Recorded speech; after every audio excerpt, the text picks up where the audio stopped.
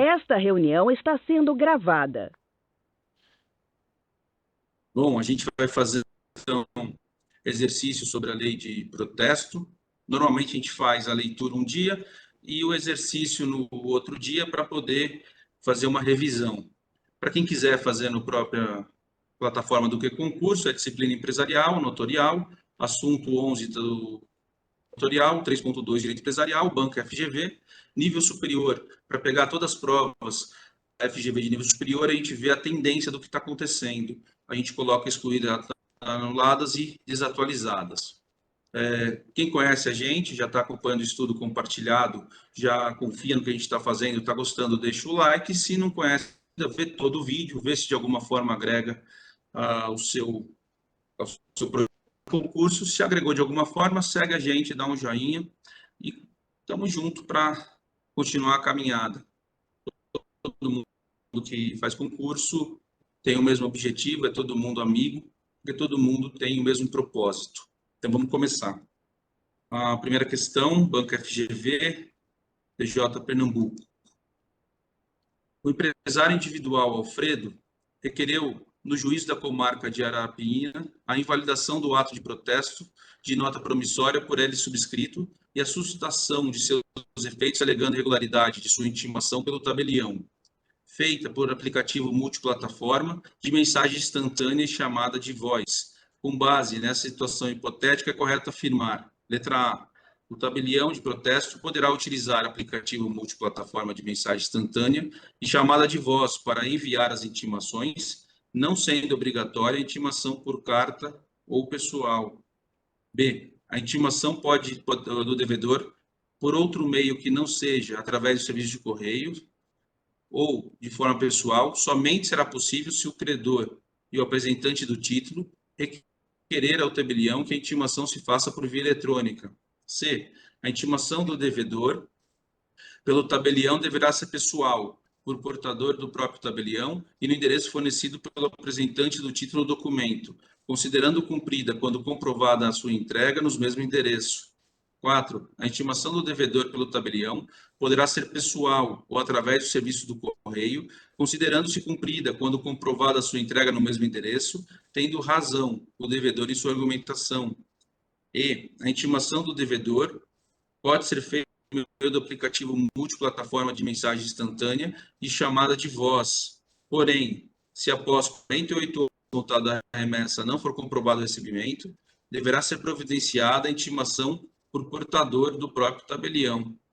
Me parece que está entre a A e a I, que são as duas que são para utilizar as mensagens instantâneas e a multiplataforma. A letra E me preocupa o prazo aqui de 48 horas. O que vocês acham? O prazo de 48 horas também me deixa em dúvida, porque eu não me lembro de prazo em horas na lei, de, nessa lei de protestos, não. Eu lembro só em dias e geralmente dias úteis. Considerando que existe essa dúvida em prazo de horas que não existe, que o Paulo mencionou, considerando que, pela leitura que a gente fez da letra da lei no dia de ontem, né, que foi dia 21 de janeiro de 2025, essa letra A ela é contra-intuitiva, né, porque essa questão da intimação aí por aplicativo, multiplataforma, nem existe lá no CPC, né? CPC, todas as intimações têm uma regra própria, mas para protesto, a regra é diferente. Então, nesse sentido, eu acredito que a letra A é a resposta correta. E é engraçado dessa letra A, eu também vou com a letra A. Ela me deixou na dúvida por causa dessa parte final, não sendo obrigatória a intimação por carta ou pessoal. Mas pela leitura da B, da C, da D, já para mim estão excluídas. Eu ficaria entre a E e a A, como o Marcelo adiantou aí. Mas eu ainda concordo com o Maurício aí pela letra A, por causa desse prazo de 48 horas. Fico com a letra A. Eu também concordo com a letra A. Vamos ver e vamos descobrir qual que é o prazo, né? É a letra A. Vou ver o comentário aqui. artigo 14.3. Aqui, ó, parágrafo 4º. Após 3 dias úteis, prazo são 3 dias úteis. É importante ler a lei inteira para a gente pegar o espírito dela, né? Você vê, só por ter lido a lei, a gente não lembrava o prazo, não sabia qual que era o prazo, mas tinha uma noção de que não tinha prazo em horas, então não caímos. Tem... Essa questão também é importante frisar. Inclusive, já tem um vídeo gravado aí no YouTube sobre a lei de desburocratização da administração pública em relação a alguns atos. Então, essa letra A, ela vai, né? Ela caminha junto com essa lei, que isso vai se tornar um procedimento mais célere, né? A gente espera que a justiça, no momento aí futuro próximo, voltado aí para o Código de Processo Civil, ela venha caminhar também nessa mesma linha, porque a dificuldade de citação hoje, principalmente das partes que se ocultam para ser citadas, ela tem sido muito grande no judiciário. Sim. Mas é isso. E qual que é a diferença aqui, por exemplo, em relação à letra C? Porque a letra C ele fala assim, que a intimação pelo tabelião deve ser pessoal. A lei não estabelece uma forma como ela deve ser. Ela fala assim, a remessa da intimação pode ser feita. Então, ela pode ser feita por algumas formas. Pelo portador do próprio tabelião, por correios com AR, ou por esse meio aí eletrônico, aplicativo multiplataforma de mensagens. Então, são essas 3 hipóteses de intimação. Sendo que por correios e por plataforma de mensagens, tem que ter essas confirmações. A por correios em 7 dias úteis, não é isso, Maurício? E a por plataforma de mensagens em 3 dias úteis. Teve também, salvo engano, uma alteração no Código Civil que vai permitir a citação pelo correio, né? Teve uma alteração recente. No CPC, a citação pelo correio já é... Pelo correio não, pelo tabelionato.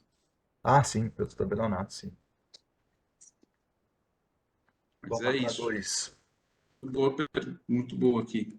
Então, lembrando, pode ser feito por meio eletrônico ou aplicativo multiforma de mensagem instantânea e chamadas de voz. Também pode ser feita pelo correio ou com AR para recebimento, comprovante de recebimento. 2. A Sociedade Unipessoal Cardoso Moreira, LTDA, negativada em razão do não pagamento de duplicata de prova de compra e venda sacada, com base em contrato de consumo e protesto por falta de pagamento, ajuizou a ação de obrigação de fazer cumulada com pedido indenizatório, em face da sacadora judiciária do título, a Sociedade Alfredo Wagner e CLTDA. A autora, justificando já ter realizado o pagamento, pretende que a ré seja compelida a promover o cancelamento do protesto perante o tabelionato. Mesmo assim, a ré não providenciou a medida e permanece negativada. Considerando os fatos narrados e as exposições da lei do protesto, assinale a afirmação correta. Essa questão aqui está complicada porque a autora justificou ter realizado o pagamento e pretendeu que a ré fosse compelida a promover o cancelamento perante o tabelionato. Mesmo assim, a ré não providenciou a medida e ela permanece negativada. Só que em nenhum minuto está falando que o pagamento realmente já foi efetivado, né? Ela justificando já ter dado o pagamento. Vamos lá. Então fica aberta a pergunta, isso é ruim. Mas vamos lá. A ré não deve ser compelida a promover o cancelamento do protesto, pois esse ônus é sempre do devedor. Tem sempre, já fique esperto. Sendo nula qualquer pactuação em sentido contrário. Que foi, Carlos? Na verdade, o ônus não é sempre do devedor, é do devedor, mas pode ter pactuação lá que, nesse caso, o credor ele vai lá e tira o protesto. Nessa situação aqui, né, a letra A vai estar errada porque essa palavra sempre colocou como a regra principal e a regra exclusiva, que não tem uma outra regra. E tem, né? Letra B. A ré está obrigada a promover o cancelamento do protesto por se tratar de dívida oriunda da relação do consumo, na qual a vulnerabilidade do consumidor é presumida. C. A ré deve ser compelida a promover o cancelamento do protesto, porque não há vulnerabilidade do consumidor por se tratar de pessoa jurídica. A gente sabe que o consumidor pode ser pessoa jurídica. A vulnerabilidade ela é presumida para a pessoa física e para a pessoa jurídica realmente não há essa presunção. Ela tem que comprovar. D. A ré está obrigada a promover o cancelamento do protesto, pois é ela quem se beneficia do pagamento da dívida, sendo considerada interessada para efeitos legais. E a ré não deve ser compelida a promover o cancelamento do protesto, pois esse ônus é do devedor após a quitação da dívida, salvo inequívoca pactuação em sentido contrário. Me parece a correta. Parece que vai na letra de lei da lei do protesto. Indo nessa minha pontuação da questão, eu ficaria com a letra E, porque a ré ela não deve ser compelida realmente a cancelar o protesto, porque a responsabilidade do cancelamento do protesto, a regra é o devedor que tem que tirar o protesto. Mas, se tiver pactuação em sentido contrário, aí sim ela poderia ser compelida, mas a questão não trouxe essa informação. Então, seria a letra E correta. É verdade, a gente não pode também inventar informação ou pensar que a informação está de forma implícita, porque não há nem como recorrer, né, caso aconteça isso. Paulo, você acha que a letra E também? Sim, a única que deixaria em dúvida seria a letra B. Mas mesmo assim, a gente percebe que, pela leitura, a ré está obrigada a promover o cancelamento. Ela não é obrigada a promover o cancelamento porque, primeiro, a lei obriga inicialmente ao devedor, né? Seria, aí no caso, a Sociedade Unipessoal Cardoso. Então ficou a letra E também. Vamos ver. Foi essa mesmo. Foi exatamente isso. Vamos ver a letra B, o que está falando aqui. Se alguém tem algum comentário. Que é o tema 725 do STJ. No regime próprio da Lei 949297, legitimamente protestado o título de crédito ou outro documento de dívida, salvo inequívoca pactuação em sentido contrário, incumbe ao devedor, após a quitação da dívida, providenciar o cancelamento do protesto. Também é letra de lei, né? A gente leu ontem. O artigo 26. O cancelamento e registro de protesto será solicitado diretamente ao tabelionato de protesto de títulos por qualquer interessado, mediante apresentação de documento protestado, cuja cópia fica arquivada. Então, vamos para a próxima. Tem aqui também um comentário falando, sim, cabe ao devedor que paga posteriormente a dívida o ônus de providenciar a baixa do protesto em cartório, sendo irrelevante se a relação era de consumo. STJ, quarta turma, resto 1.195.668 do Rio Grande do Sul. Ministra Maria Isabel Galotti, de 2012. Ontem a gente estava até conversando, né? A FGV está pegando julgado antigo, e não está sendo de 2000, é de 1999, alguma coisa por aí. Mas vamos lá. Questão 3. Acerca da disposição da suscitação do processo pela Lei 9492, analise as afirmativas a seguir. 1. O título ou documento de dívida, cujo protesto tiver sido sustado judicialmente, poderá ser retirado do tabelionato com autorização judicial ou do credor.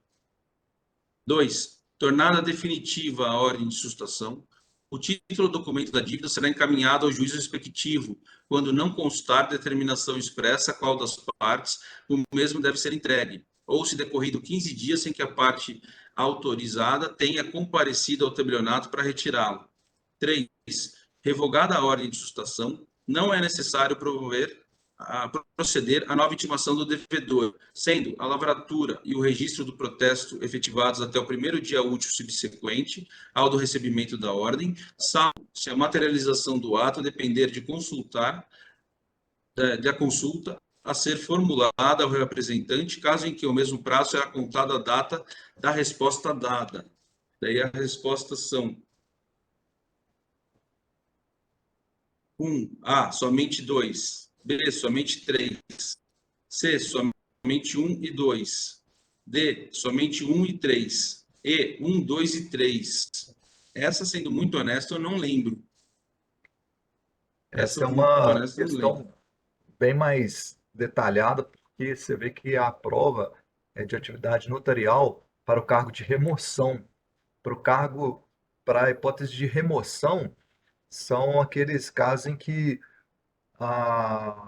o candidato só pode se candidatar a esse concurso de remoção da atividade notarial e de registro o candidato que tiver pelo menos 2 anos de atividade notarial e registral, concursado na atividade.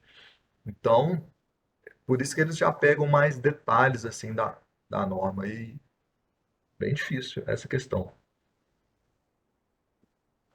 A letra A, eu creio que está certo.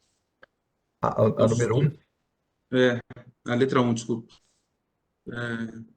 Foi suscitado judicialmente, poderá ser retirado do tabelionato com autorização judicial do credor. Será que precisa da autorização? Porque se ele foi judicialmente, não precisa de autorização do credor, né?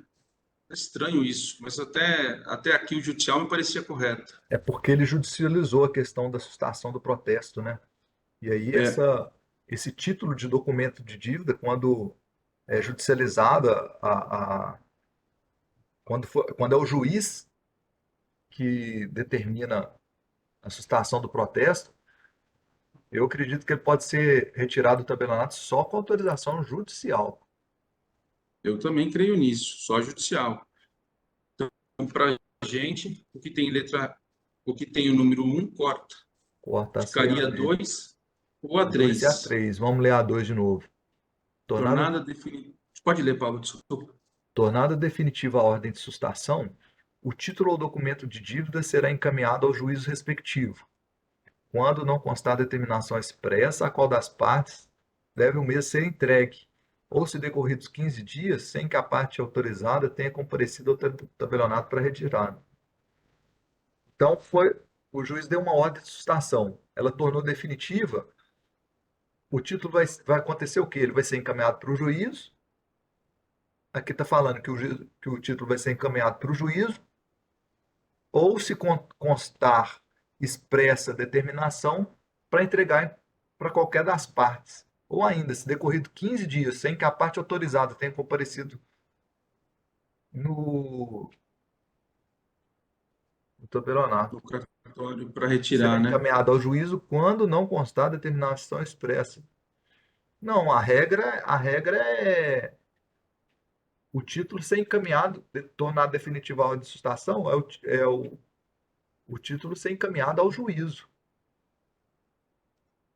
Não é isso? É, Vamos ver os o título, comentários. como eu disse, será encaminhado ao juiz respectivo. Quando Na não constar a verdade, determinação expressa, qual das partes o mesmo deve ser entregue. Então, ele está falando que se o juiz determinar que deve ser entregue a uma parte, vai para a parte, se não, vai para o juiz. E daí ele tem uma outra exceção ao ser encaminhado para o juízo, ou se decorrido 15 dias sem que a parte autorizada tenha comparecido ao tabelionato. Vamos ver a eu 3. não, é, Revogada a ordem de sustação, não é necessário proceder nova intimação do devedor, sendo que a lavratura e o registro de protesto, efetivados até o primeiro dia útil subsequente ao cumprimento da ordem, salvo se a materialização do ato depender de consulta a ser formulada ao representante, caso em que mesmo o prazo será contado da data da resposta dada. Olha, eu iria na B, mas eu não tenho certeza. só a 3 está certo. Eu creio que sim. Vamos ver. Isso aí é verdade, que não é necessário a nova intimação do devedor. Uma pergunta super difícil Bem difícil. e com a leitura de lei, mesmo sendo pelo menos a minha primeira leitura dessa lei, deu para resolver. O que o Então vamos ver Maurício aqui. diz aí para nós, Maurício? O Maurício teve um problema no computador e teve que sair. Tá. Só tá eu e você agora. Então vamos lá. O título ou documento de dívida cujo protesto tiver sido suscitado judicialmente poderá ser tirado do tabelionato com autorização judicial do credor. Foi incorreta. O artigo 17. Permanecerão no tabelionato à disposição do juiz respectivo os títulos ou documentos de dívida cujo protesto for judicialmente sustado. Então, aqui é uma regra para todo mundo. Permanecerão no tabelionato. 2. Tornada definitiva a ordem de sustação, o título ou documento da dívida será encaminhado ao juiz respectivo quando não constar determinação expressa a qual das partes mesmo deve ser entregue, ou se decorrido 15 dias sem que a parte autorizada tenha comparecido no tabelionato para retirá-lo. Daí, o erro aqui é que, ou se decorrido 30 dias sem que a parte autorizada tenha comparecido no tabelionato para retirá-lo. Então, tornada definitiva a ordem de sustação, o título ou documento de dívida será encaminhada ao juiz respectivo. Quando não constar determinação expressa a qual das partes, o mesmo deve ser entregue, ou se decorrido 30 dias. O erro está no prazo. E 3, foi considerada correta, é o artigo 7, parágrafo 3º da Lei 9492, revogada a ordem de sustação, não é necessário proceder à nova intimação do devedor, sendo a lavratura ou registro de protesto, efetivado até o primeiro dia útil subsequente ao recebimento da ordem, salvo se a materialização do ato depender de consulta ser formulada ao apresentante, caso em que, mesmo o prazo, será contado da data da resposta dada. Então é isso. É isso. Muito obrigado aí, Vamos pessoal. encerrar. Vamos encerrar. A gente vai fazer novos exercícios aqui individualmente para fixar mais essa matéria, porque ela é complicada. Mas essa prova aí, que a gente, desse último exercício, é de um concurso de remoção. Então a gente nem está autorizado a fazer esse concurso, porque a gente não é notário nem registrador, mas é o nível pesado das provas de remoção, porque as pessoas já estão mais habilitadas, né? Já todo dia ele vê isso aí, todo dia ele faz protesto, então tem que pegar pesado mesmo na prova. E a gente vê que até nas provas onde o nível é alto e tem que ser, a letra de lei é muito importante, né? Porque quem leu e decorou o artigo 17 responderia essa daqui com muita facilidade. Sim. Ela está completa aqui. Mas é isso. Um abraço a todos e até a próxima. Um abraço, obrigado.